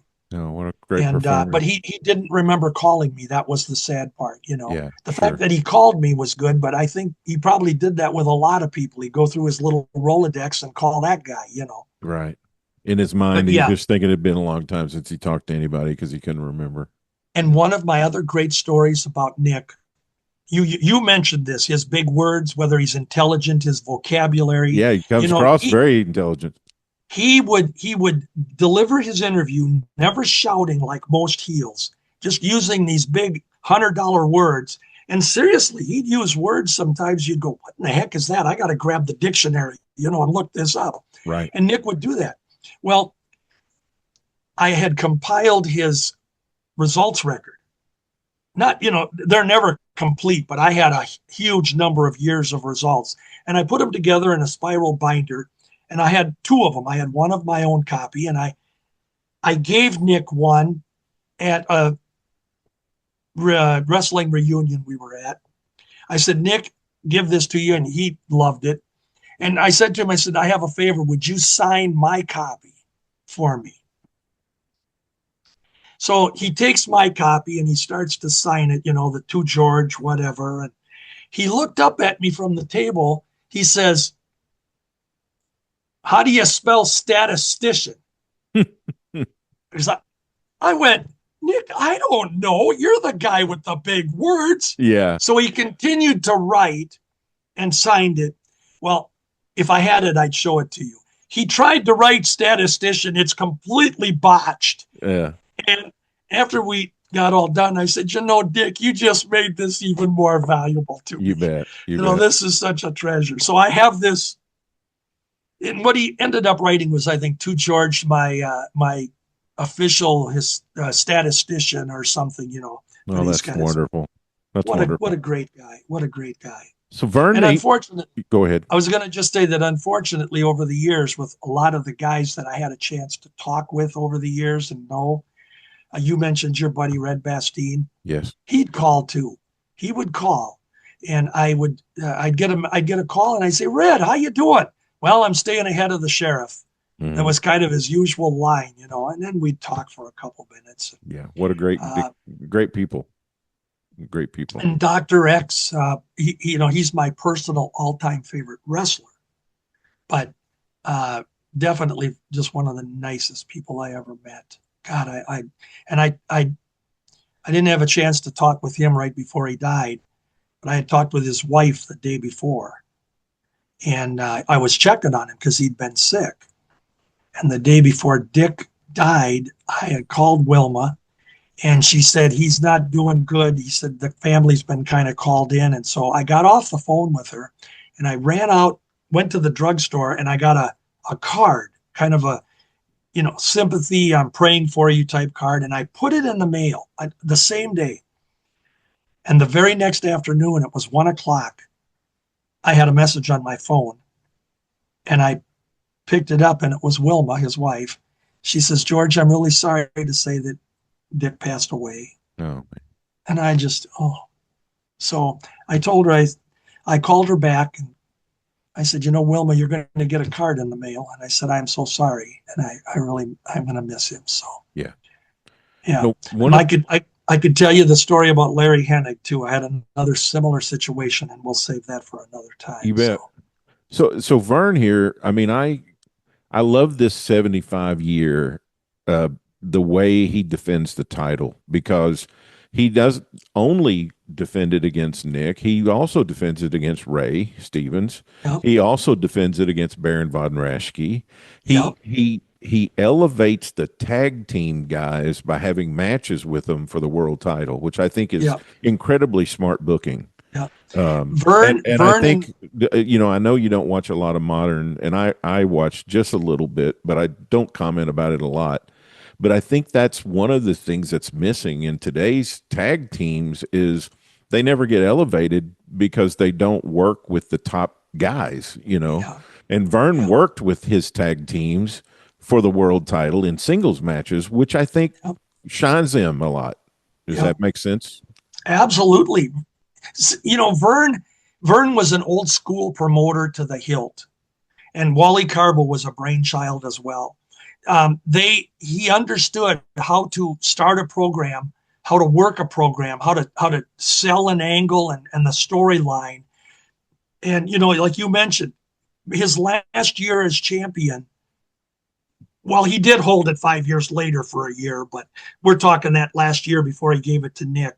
Yeah. He did wrestle Stevens and Robinson, and he wrestled Horst Hoffman. Right. I saw them wrestle Horst Hoffman against Verne Gagne and St. Paul. Oh my God, I loved the match. Mm-hmm. Verne made Horst, and Horst was no slouch. Hoffman was one hell of a good wrestler. He was that European style, similar to what Billy Robinson and Jeff Ports had. And Verne made him look like $1 million, and he and Raschke were a team at the time. Right. Yeah, that's what I'm saying. He wrestled the team guys. He wrestled them in singles matches, right? And and I love that booking. I really do. Yeah. No, Verne also over the years, people say, well, he only wrestled against the heels. Excuse me. I can tell you that Verne also, over his years as champion, he wrestled a lot of times against baby faces, and he had an ongoing program for a short time with them. Guys like Sailor Art Thomas, Reggie Parks, Red Bastien got title shots. He wrestled against the Crusher.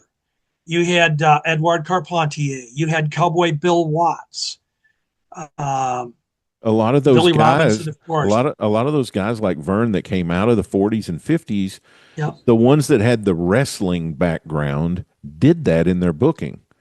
Mm-hmm. You never got stuck into heels and babyface programs forever. You got a mixture, because if you had guys that could go in the territory, well then why not work with them, in main event matches, because it made the federation or whatever you were calling your promotion, it made it seem like more of a wrestling promotion.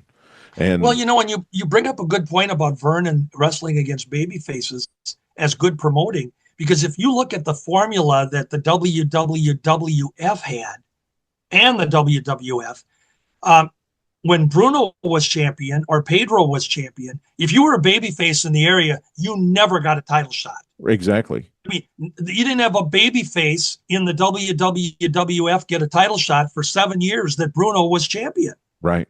No babyface ever got a title shot. Right. And I used to think, even as a kid, I thought, I don't understand that, because, these, again, Carpentier and some of these guys that were in the territory at the time, Bobo Brazil, whoever, they never get a chance to wrestle for the title. Right. And so Verne, he did. It wasn't a regular thing, but he would, and Verne never wrestled as a heel ever. However, he could be the subtle heel.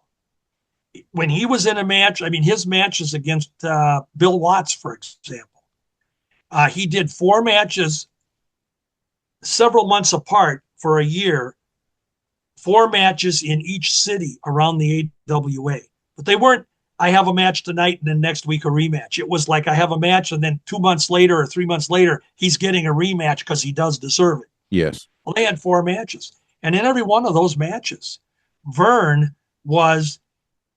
The fans cheered him. Verne had his following, but he would play the subtle heel in that he would kind of slap Bill in the face a little bit, when they were, and the fans would boo, hey, Verne, come on. And then Bill would be the sentimental favorite, but Verne had no problem wrestling against babies. I mentioned Amarillo before, And Verne had a connection with Amarillo, and he had a Yeah, he connection did. with Doc Sarpolis because originally he put him over in Texas early in his career. But Dory Funk Sr. did the same thing. I mean, I think they wrestled kind of the same model. Like Dory Funk Sr. would have a heel program with Iron Mike DiBiase, Yeah. but then he'd turn around and wrestle Ricky Romero, who Yep. was one of the top baby faces. Then he'd turn around and wrestle his tag team partner, Bob Geigel. They'd have a match with each other. You know, Sure, sure. Bob was an excellent amateur wrestler. Mhm. And I love that. I that's my kind of promotion, right? Where you're not stuck in this paradigm where it's always babies and heels, but you can have a competitive match, especially for the top title, between Right. all the wrestlers. Right. Well, and it's interesting too, because I guess all of us as fans at some point in our life, we were armchair, the armchair quarterbacks for Of course. football. Well, we were armchair promoters. We always thought we had the bigger, better, greater idea, or why didn't they, could they, should, or whatever. When you mentioned Amarillo, it reminded me, we know that back in those days, we had all these territories. Mhm. And of course, kayfabe and the lack of internet and resources, we never knew about them. That's right. But you mentioned when you mentioned just some of the great promotions, some of the ones that stand out above the others were like the AWA, the Amarillo territory. Houston was always good. Mhm. St. Louis, of course. California. You had Florida, the WWF, Detroit, the Pacific Northwest, and you had Georgia. Georgia, of course, and you have so many others in between. But these were some of the prominent ones. And when Verne was champ, you mentioned Amarillo. I thought this was cool. Kayfabe, we would have never known this. Verne had lost the AWA title. Crusher was our champion in Minneapolis. Mhm. And Verne actually took whether it be a vacation or whatever he was doing, he was down working for the Funks in Amarillo. And I was trying to think if it was 63 or 5. I can't remember. But he was down there. But Crusher was actually the AWA champ. Verne went down there, and on each of the cards that he was on, he was the AWA world champion. It's listed on, I've got clippings that show world champion Verne Gagne. And I think he defended the title a couple of times, but technically he didn't hold the title. Right. Now tell those people down there that they didn't see it, That's right. And I've got several programs around here from my research, stacks and stacks of them, where you open up the program and it's got the card listed and it's got the officials at the top, and the timekeeper is Stanley Blackburn in Amarillo. Yeah. Who was also put over as the kayfabe president of the AWA, right? Well, and people always ask, was there really a Stanley Blackburn? Yes, there was. Most often he was just a figure name that was being thrown out as the president. But Verne did, not regularly, but he did bring him in occasionally. And Stanley Blackburn was going to sit at ringside for this particular title match or whatever it was. And he would have some airtime every once in a while. But he was basically Verne Gagne's lawyer friend down in Texas. Yeah. I had one more guy I wanted to ask you about, if I can find him. Oh, here it is. So the St. Paul promoter, you list him in your book. You talk about him, Eddie Williams. Yeah. Tell me about Eddie. I don't know that I've ever heard Eddie's name before. Well, Eddie Williams in Minneapolis, when I used Minneapolis again as the headquarters. That was the wrestling office. Okay. In the 50s, the later 40s into the 50s, there were two promoters in the Twin Cities. One was Minneapolis, which was Tony Stecker, and then Dennis Stecker, as I pointed out, later on Wally Carbo. The promoter's license was Eddie Williams in St. Paul. Eddie didn't really officially have anything to do with any of the booking or any of the actual promoting of behind the scenes like Wally Carbo did and Verne Gagne. Mm-hmm. But he was listed. He had the promoter's license. So any St. Paul card, the card was put together. Eddie comes on as the promoter of record. And then when Eddie got, later on, he got sick, and Wally Carbo ended up getting the license for the Twin Cities, and that's really how it came about. I see. So in a sense, he was a figurehead promoter, but on paper, he had the promoter's license. Well, I hope that answered the question. yeah, absolutely. I just love hearing about those guys that you don't hear about that were local town promoters. There were so many of them. I Well, researched. here's something I want to share with you when you talk about Eddie Williams. So in the 60s, even into the later 50s, Minneapolis and St. Paul, even though we're only about 10 minutes apart drive-wise, Minneapolis, we used to hold, now this was in the territory was a lot smaller too, okay? Minneapolis would hold a card on Tuesday nights, a live card, and St. Paul would hold a card on Saturday night. Sometimes vice versa. Sometimes Minneapolis was Thursday nights. But we had 2 cards a week. Mm-hmm. And it would be Eddie Williams in St. Paul and Wally Carbo in Minneapolis. We even had a deal for a short time where I mentioned Verne Gagne's sleeper hold. Well, it was always controversy because the bad guys always said it was a chokehold. He's choking us, which was good. That's the gimmick.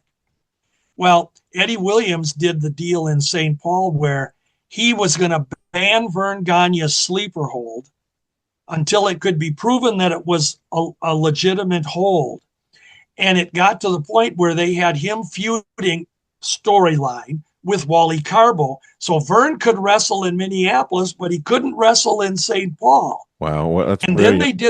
then they did a live thing on TV where Verne was going to demonstrate the sleeper hold on promoter Eddie Williams with some people there to judge this. Sure. And of course, surprise, he puts Eddie Williams out. Yeah. And from there on, Eddie lifted the ban and Verne was legal. What a great But it was angle. great because the two cities actually had 2 different angles going. Yeah, I love it. That's brilliant. I love that. Yeah. A great angle. Yeah. Well, we've been talking with George Schire. We've been talking about 1975 in the AWA. If this program has been of interest to you, and I don't know why it wouldn't be if you're a wrestling fan and you're interested in wrestling history. So if you want to go even further with that, George got a great book, Minnesota's Golden Age of Wrestling, and from Verne Gagne to the Road Warriors, and I highly recommend you get this book if you've loved our show today. George, thank you so much. I really appreciate you visiting with me. Tony, absolutely. I looked down and I went, my God, we went, I think, close to 2 hours. We did. Absolutely a pleasure. And I tell you what, we covered 75 and about 75 other years along the way there. Yeah. Well, with tidbits. We had to cover some history, but that's okay. Yeah. Next time we get together, we'll cover 76, and we'll have put the history on this show, and we won't have to go back over that again. But well, I think let's people do will it love again. People will love it. Let's do it again. Thank you, sir. I'm honored that you asked me. It's a pleasure. And I appreciate your work that you do to preserve wrestling history, like writing the book and all the shows you do and everything. But I appreciate you being my friend too. So thank you for that. Absolutely echo everything you just said. God bless you, sir. Thank you, man. Thank you. All right, everybody. George Schire. Hang on. We'll be back with more after this. Well, I hope you enjoyed that visit today with George Schire talking about the AWA. What a conversation, and what historical knowledge and information that George shared with us today. Just fantastic. I'm so appreciative to George for his friendship, and also I respect him highly for all the wonderful work that he's done to acquire all this knowledge and retain it, and to be able to share it with all of us here on our podcast today. If you enjoyed sitting in our visit today and taking a trip back in time in the Pro Wrestling Time Tunnel, visit my Substack, TonyRichards4 at Substack.com. You can subscribe to my newsletter, and that helps support the work I do to preserve pro wrestling history. All the details will be there on my Substack. I appreciate you. Also, I want to recognize our producer, Jake Hamer. Jake and Jake Hamer Productions. He has been my partner.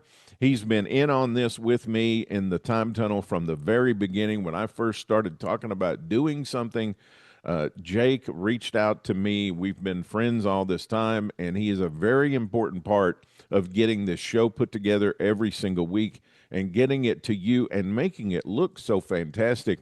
I usually get all the accolades, come to me and tell me how good the show is and how great the video looks and everything. Well, that's all due to Jake Hamer, and I so appreciate him, his friendship, and the work that he does here on the Time Tunnel. So make sure, if you're friends on social media with Jake, give him a shout out and a note of appreciation. I would appreciate you appreciating Jake.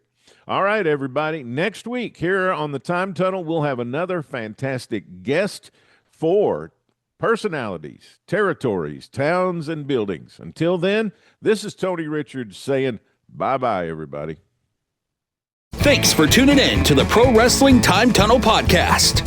Tune in for another great episode next week, interviewing wrestlers, referees, and media personalities that have made the sport of professional wrestling great. Be sure to follow us on Facebook at Pro Wrestling Time Tunnel. We'll release a new episode soon. Don't you dare miss it.